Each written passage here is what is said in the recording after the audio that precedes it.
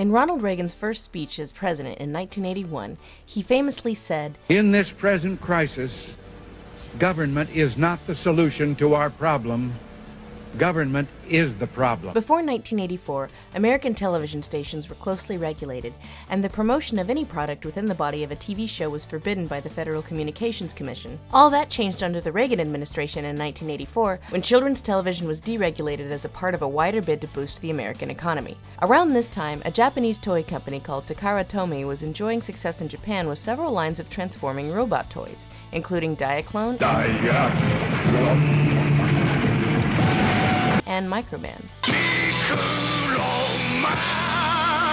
Spying opportunity with this new deregulation, effectively allowing children's television shows to act as commercials for toys, American toy giant Hasbro licensed both of these toy lines into a new American brand known as the Transformers, and sped into production a cartoon to promote the new toy line, which premiered in September of 1984. Although the quality of children's television of this era is notoriously low, if not extremely high on camp. You tin-tongued dolt! I'm talking about my patience, not my body! Amazing. A booby trap that actually catches boobies. Ah, just what everybody needs. A magical island holiday. I could write a book about what you don't know! You disgust me. Hey man, are you alright? Just mussed my hair. The effects of this change in regulation laws and media targeting children reverberates to this day. Children's programming is only put into production with a mind to how well it will sell merchandise. And yes, we can consider a toy, a cartoon, a comic, a whatever, a piece of art. The Transformers was most definitely art. You are either lying or you're stupid. I'm stupid. I'm stupid. But that piece of art is still used primarily for the calculated push towards profit maximization. The trend since that deregulation in the mid-1980s has seen the profits of these giant corporations go more and more to the top 1% of earners. Income inequality was a reality in the mid-80s, it is a much bigger reality now. And if we live in a capitalist society where wealth equals power, and the way wealth is distributed and who controls the means of production, then what gets made and consumed, especially media that targets children who are not yet old enough to question power structures, is an important question. Who controls the means of production? Who benefits from that control? Some might even say it is in the best interest of the masses to seize the means of production. Oh boy!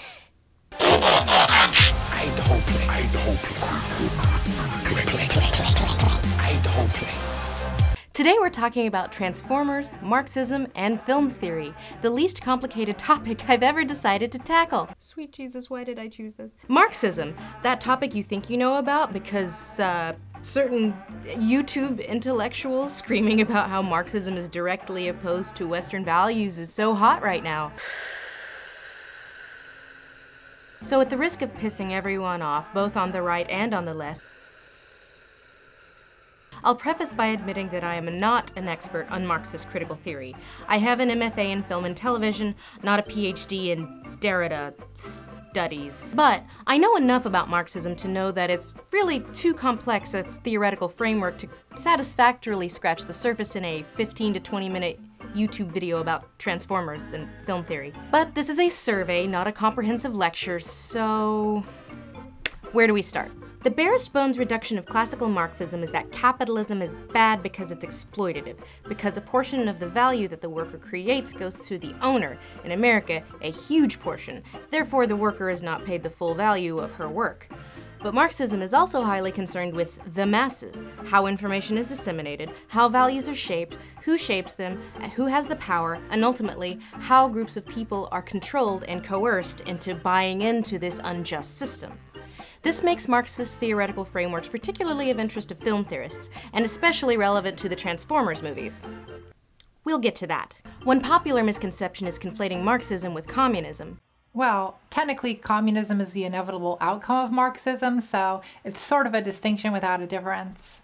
Well, I get that, but what I mean is in America when people hear the word communism, they usually think of the totalitarian brand exemplified by Stalin. Well, like I said, I'm no expert, so go ahead, school me.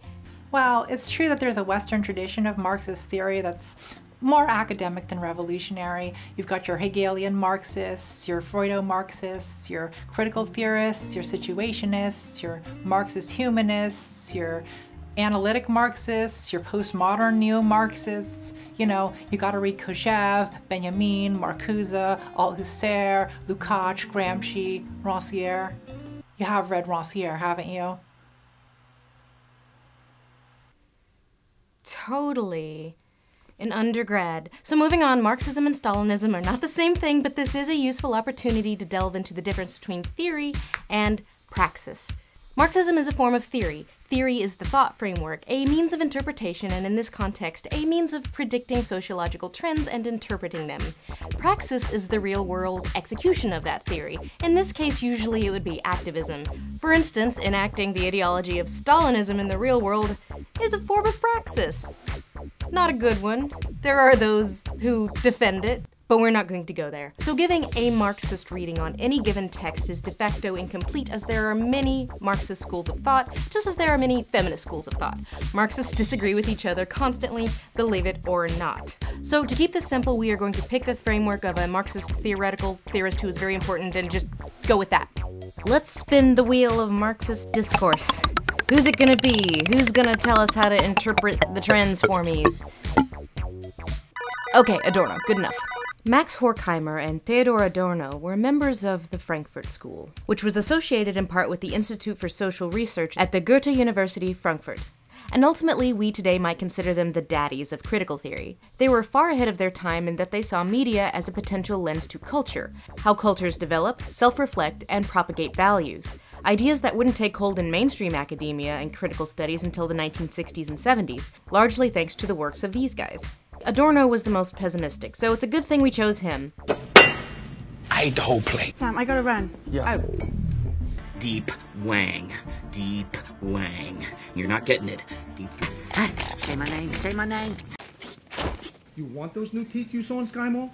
It's my dream. The whole plate. For Adorno, film was too close to mass culture, and its spectators were in turn too close to it, too integrated to its effects and manipulations. With Horkheimer, Adorno produced the blistering Dialectic of Enlightenment in 1944 after they fled to the US, penning a devastating indictment on the integration of film into capitalist industrial production and consumption into what Adorno and Horkheimer describe as the culture industry. According to Adorno and Horkheimer, all mass culture under monopoly is identical, and the contours of its skeleton, the conceptual armature fabricated by monopoly, are beginning to stand out. The truth that they are nothing but business is used as an ideology to legitimize the trash they intentionally produce. A jazz musician who has to play a piece of serious music, Beethoven's simplest minuet, wait a minute. Why does this guy hate jazz so much? Anyway, moving on. Adorno saw film as almost analogous to the way Marx saw religion, what he famously called the sigh of the oppressed creature, the heart of a heartless world, and the soul of a soulless condition. It is the opium of the people. Adorno saw the film industry as a mass organized machine designed to salve the masses and to keep them obedient. According to Adorno and Horkheimer, amusement always means putting things out of mind, forgetting suffering, even when it's on display. At its root is powerlessness. It is indeed escape, but not, as it claims, escape from bad reality, but from the last thought of resisting that reality. Existence in late capitalism is a permanent rite of initiation. Everyone must show that they identify wholeheartedly with the power which beats them. This is inherent in the principle of syncopation in jazz, which mocks the act of stumbling while elevating it to the Okay, dude. In effect, late-stage capitalism is sad, and a part of the media-industrial complex's function is to provide a distraction from the fact that you are fundamentally being exploited. So, you watch Transformers, movies which nobody likes, but pings that nostalgia center of your brain just enough that it distracts you from the void for approximately 2 hours and 45 minutes, depending on which one you're watching. And that is the culture industry. An important aspect of the escapism provided by the culture industry is the representation of the self, the audience member both elevated and denigrated in the form of the leading man, i.e., Sam Witwicky. I'm not talking to you for 10 seconds. You have 3 seconds left. Well, you know what? You can give me the silent treatment all you want. And Cade Yeager. Go, Hey, you know there's a reward for turning you in. Really? Yeah. Cool. You want to get punched in the face like really hard? The ideology does, it is true, make life initially easier for the spectators. They are assured that they do not need to be in any way other than they are, and that they can succeed just as well without having to perform tasks of which they know themselves incapable. At the same time, they are given the hint that the effort would not help them in any case, because even bourgeois success no longer has any connection to the calculable effect of their own work. Because of his ubiquity, the film star with whom one is supposed to fall in love is, from the start, a copy of himself. Every tenor now sounds like a Caruso record, and the natural faces of Texas girls already resemble those of the established models by which they would be typecast in Hollywood. What is repeated is healthy, the cycle in nature as in the industry. The same babies grin endlessly from magazines, and endlessly the jazz machine pounds. Okay, we're done here. That's enough theoretical framework from Theodor Adorno, hater of jazz. Jazz. I'm gonna do my own damn Marxist reading. First, let's ignore the culture industry, i.e. the forces that went into the creation of the text, and talk about what's in the text itself. Interpreting text is the most basic form of film studies, and mostly ignores other influences, i.e. real-world markets that may have led to the thing existing in the first place. This is simply the study of the text. Bumblebee peeing on John Turturro is a part of the text. It is a thing that happens in the story, independent of all things that went into the creation of the text. The character of Bumblebee hears what Agent Turturro says. Brave now, all of a sudden, with his big alien friend standing over there. Where's Sector 7? Wouldn't you like to know? Decides he needs to be put in his place, and pees on him. Bumblebee, stop lubricating the man. I'm sorry, lubricates him. And swivels his little robot hips as he does so. This is all text. So, what does the text have to say about capitalism? While on the whole the series remains uninterested in a critique of capitalism, Oh, your car has a job, huh? Stop. What does it change into?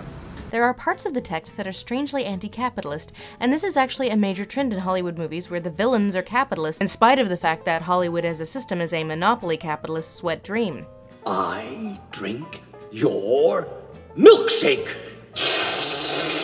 Transformers 4 frames Cade Yeager as a down-on-his-luck inventor. I'm an inventor. He is an entrepreneur, but appears to work off a barter system? Contrast him with Stanley Tucci's character Joshua Joyce in Transformers 4. Transformium. That's what we're calling it. Focus grouped. Catchy. Trademarked. Not, of course, to be confused with Stanley Tucci's portrayal of Merlin in Transformers 5. Oh, God, I'm sozzled. One last nip. Joyce is a thinly veiled Steve Jobs-alike whose methods are inherently exploitative. Programmable matter.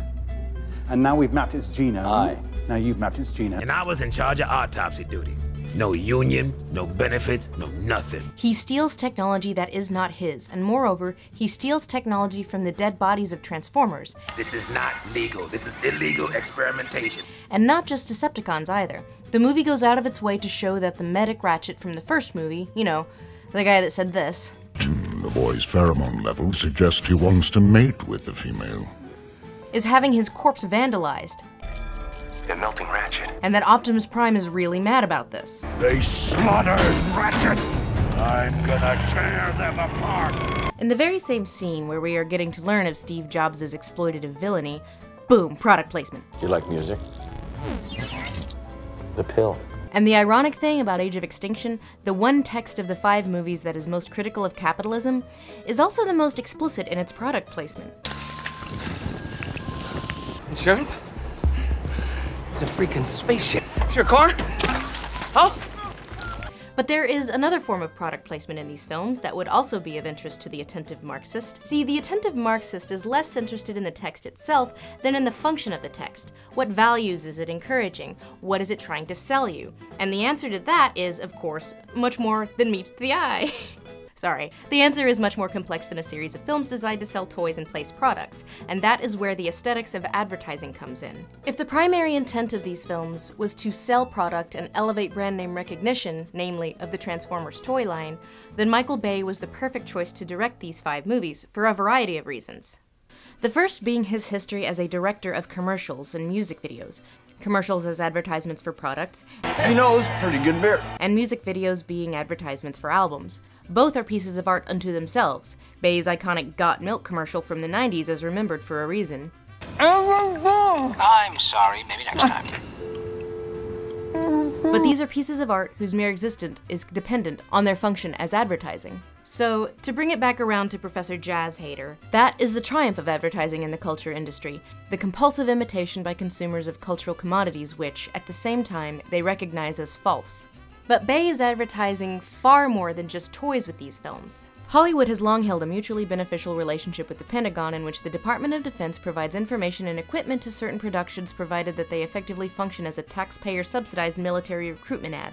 Not all Hollywood films make the cut. The Avengers was famously denied these subsidies when the text was not deemed by the Pentagon as, shall we say, helpful to their recruitment efforts. According to academic Toby Miller, as for propaganda, the state and the film industry have often worked together.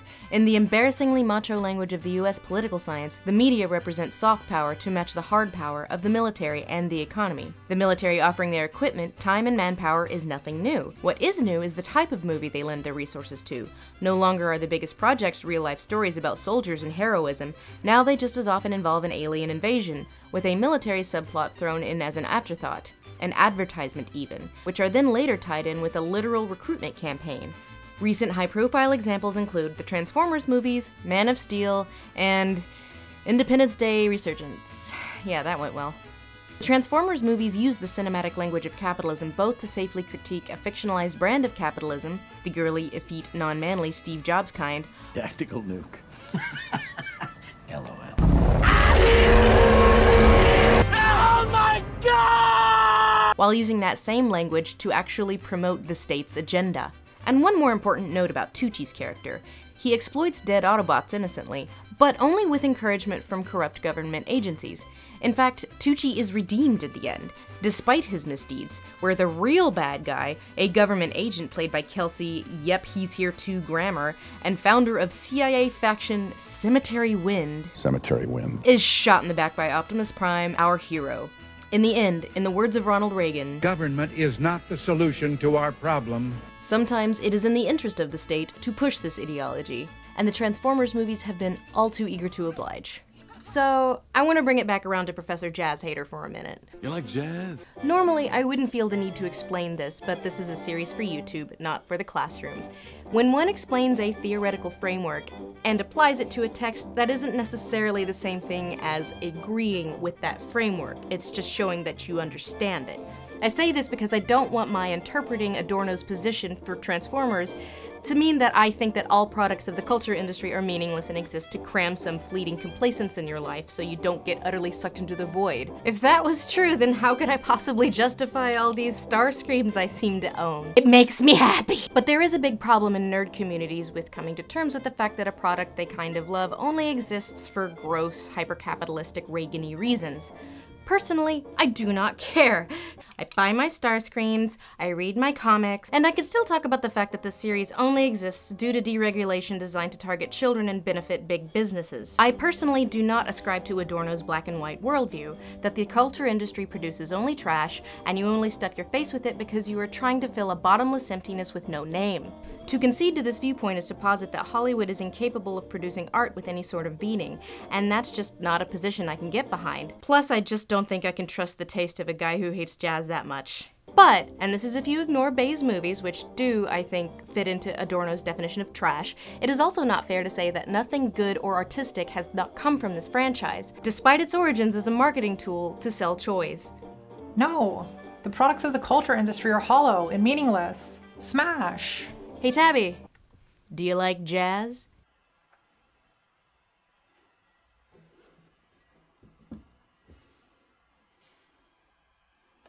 Yeah, that's what I